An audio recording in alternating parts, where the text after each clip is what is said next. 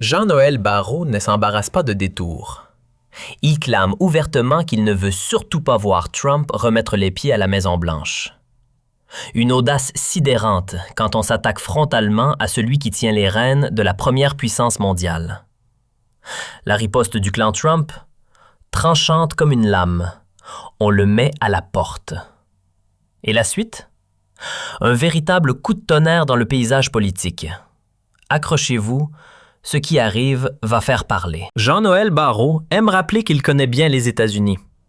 Enfin, surtout les coins bien pensants, les cafés de New York et les colloques progressistes de Washington. Il affirme avoir exploré l'éventail politique américain, y compris les républicains, pour mieux comprendre. Mais devinez quoi? C'est là que le vernis craque. Parce que vouloir comprendre ne signifie pas vraiment comprendre quand on cherche uniquement à se conforter dans ses propres croyances hors sol. Et lorsqu'il discute avec des Américains qui, horreur, se moquent pas mal des pronoms, de la paperasse sanitaire ou de l'obsession pro-U, Jean-Noël Barrot ne s'embarrasse pas de détours. Il clame ouvertement qu'il ne veut surtout pas voir Trump remettre les pieds à la Maison-Blanche. Une audace sidérante quand on s'attaque frontalement à celui qui tient les rênes de la première puissance mondiale. La riposte du clan Trump, tranchante comme une lame, on le met à la porte. Et la suite? Un véritable coup de tonnerre dans le paysage politique. Accrochez-vous, ce qui arrive va faire parler. Jean-Noël Barrot aime rappeler qu'il connaît bien les États-Unis. Enfin, surtout les coins bien pensants, les cafés de New York et les colloques progressistes de Washington. Il affirme avoir exploré l'éventail politique américain, y compris les républicains, pour mieux comprendre. Mais devinez quoi? C'est là que le vernis craque. Parce que vouloir comprendre ne signifie pas vraiment comprendre quand on cherche uniquement à se conforter dans ses propres croyances hors sol. Et lorsqu'il discute avec des Américains qui, horreur, se moquent pas mal des pronoms, de la paperasse sanitaire ou de l'obsession pro-UE, notre cher Barrot tombe de sa chaise. Aucune base commune, dit-il. Quelle surprise! Mais au lieu d'accepter cette divergence comme un simple désaccord politique, il juge, il classe, il disqualifie. Le ton est cordial, certes, mais au fond, tout ce qui n'entre pas dans son logiciel macroniste est balayé comme rétrograde. Si ça ne colle pas à son schéma, alors c'est forcément mauvais. Et puis, il ose parler de « fracture américaine », comme si les États-Unis étaient devenus ingérables. Pendant ce temps, en France, on nous sert à longueur d'antenne une explication en kit sur le phénomène Trump sans jamais parler des vraies raisons. Jobs disparus, frontières poreuses, déclassement généralisé. Et que fait Barrot? Il suit les manuels bien huilés de l'élite française, ignoré, méprisé et moralisé. Quand son petit monde ne tombe plus rond, Barrot dégaine toujours la même formule. Il diabolise ceux qui ne pensent pas comme lui, puis pointe du doigt les médias pour avoir osé raconter une autre version. Et ensuite, sans détour, il vire en croisade idéologique. Trump, pour lui, c'est le diable en personne. Un semeur de haine, un raciste patenté, un danger à évacuer d'urgence. Mais étrangement, silence radio sur les raisons pour lesquelles des millions de citoyens l'ont porté au pouvoir. Parce qu'il parlait enfin aux oubliés du système, parce qu'il a calmé certains foyers de tension dans le monde, dynamisé l'économie à un niveau historique et tenu tête à la Chine comme aucun de ses prédécesseurs. Tout cela? Pchit!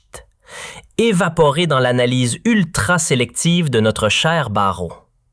Et puis, boum! Ce début de mois, Trump appose une simple signature et le monde tremble. Une nouvelle salve de restrictions frappe les frontières américaines.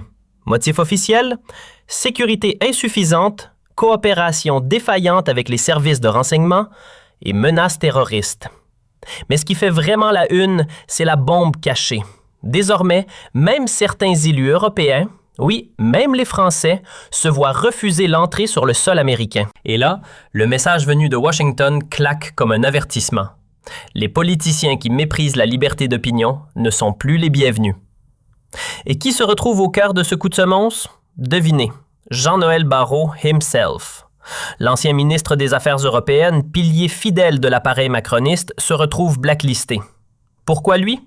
D'après des sénateurs proches de Trump comme Marco Rubio et un certain JVZ, Barrot s'est lui-même grillé. Il l'accuse d'avoir bridé le débat public en France, écarté ceux qui ne marchent pas au pas et mis la pression sur les réseaux sociaux pour étouffer les voix dissidentes. Rien que ça. Du côté de Bruxelles et de Paris, on habille ça de beaux mots. Encadrement des plateformes, lutte contre la haine en ligne. Mais aux États-Unis, on appelle un chat un chat. Pour eux, ces lois, comme le fameux Digital Services Act, sont ni plus ni moins que des tentatives de musellement. Et les Français, eux? Ils sentent bien l'étau se resserrer. Les sondages sont clairs. Près d'1 sur 2 pense qu'exprimer son opinion librement devient mission impossible. Mais pendant que Paris fait mine de ne rien entendre, Washington, lui, passe à l'action. Trump, qu'on le veuille ou non, incarne une vision intransigeante de la liberté, surtout quand il s'agit des relations humaines. Ironie mordante, cette leçon vient d'un pays où certains hurlent à la censure. Tout en pointant du doigt, réduisant au silence ou criminalisant ceux qui osent s'opposer à la pensée dominante. Oui, les mêmes qui accusent les autres d'autoritarisme. Et Barrot dans tout ça? Il confesse que bien des collègues au sein du mouvement Renaissance pensent comme lui, mais n'osent pas l'ouvrir. Quelle belle démonstration de courage politique. Ou plutôt de la terreur douce qui règne au sein d'une élite obsédée par le politiquement correct. Son discours, au fond, n'est qu'une énième variation du refrain habituel. Donner des leçons aux électeurs américains, s'exempter de toute remise en question, puis jouer les étonnés quand le peuple se tourne vers le RN ou les fans de Trump. Et pendant que Macron continue de vanter l'amitié transatlantique avec de grands discours lissés, la réponse venue d'Amérique, elle, est limpide. Que pense réellement Trump et son administration de cette élite française? Rien. Strictement rien. Et c'est peut-être ça le plus cinglant. Jean-Noël Barrot, ministre en costume 3 pièces de la Macronie, avait rêvé d'une tournée triomphale à Washington. Résultat, il s'est pris un mur diplomatique monumental. Celui qui, il y a peu, s'affichait fièrement avec des opinions à contre-courant, a été accueilli comme un figurant gênant lors de son premier passage officiel aux États-Unis en août. Un exclu, un intrus, un ministre devenu invisible. Pas de tapis rouge, pas même une poignée de main en coulisses. Ni Trump, ni Vann, ni Rubio, tous membres du cercle rapproché présidentiel, ne daignent lui accorder un regard. À la place, on lui colle un sous-secrétaire anonyme du Trésor, Jake Sullivan, comme s'il s'agissait d'un banal attaché d'ambassade. C'est ça la grande diplomatie française? On appelle ça comment? Une claque officielle? Un ravalement symbolique? Non, c'est pire.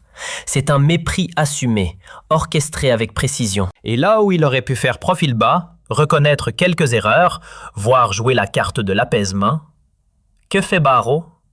Il fonce tête baissée, monte sur scène, s'adresse aux caméras et déballe son discours prétentieux. Une France modèle, championne du multilatéralisme, phare de la régulation. Le monde de Trump? Non merci. Lui, il vend du contrôle, du formulaire, du fonctionnaire. Le rêve américain à la sauce bureaucratie. Pendant que Trump allège les impôts, nettoie les codes administratifs et propulse les classes moyennes vers le haut, Barrot, lui, prône un retour au siècle dernier. Plus de règles, plus d'interdits, plus d'État. Et il s'étonne que Washington le snob. Le pire, c'est que l'histoire ne s'arrête pas là. Après son grand numéro devant les journalistes, voilà que le Secret Service entre en scène. Fouille de dossier, vérification de son passé, statut de visa remis sur la table. Et soudain, une question que personne n'avait osé poser se fait entendre. Ce ministre français a-t-il encore le droit de rester sur le sol américain? La nouvelle directive signée par Trump ne laisse aucune place au doute.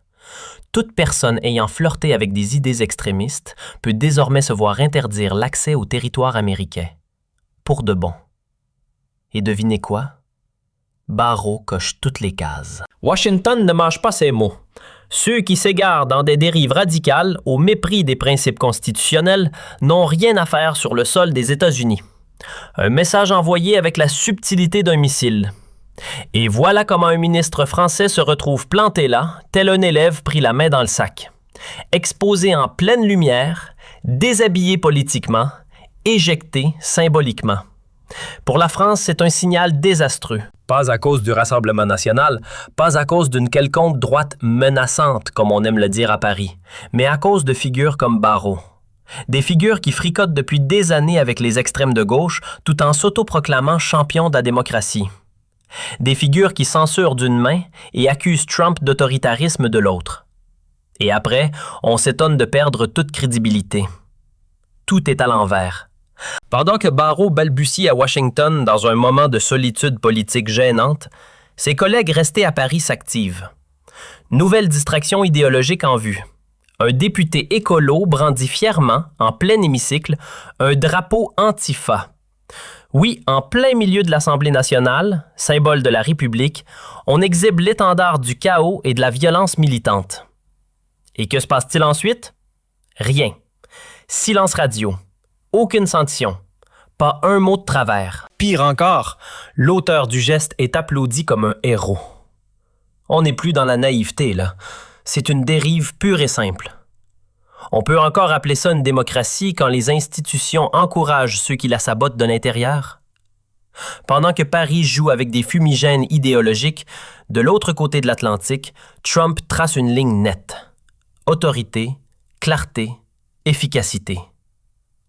La capitale française, elle, titube entre censure bien pensante et illusion médiatique. Et la vérité crue, la voici. Le RN n'est pas le problème. C'est en réalité le seul mouvement qui ose pointer du doigt ce cirque, qui ne se couche pas devant les injonctions américaines et qui, au lieu de s'excuser d'exister, commence enfin à défendre la France. Vraiment. À Paris, qui ose encore lever le voile sur le passé douteux de certains élus? Qui a le courage de dire que certains profils n'ont strictement rien à faire au sommet de l'État? Silence radio. Sauf que les États-Unis, eux, n'ont pas hésité une seconde.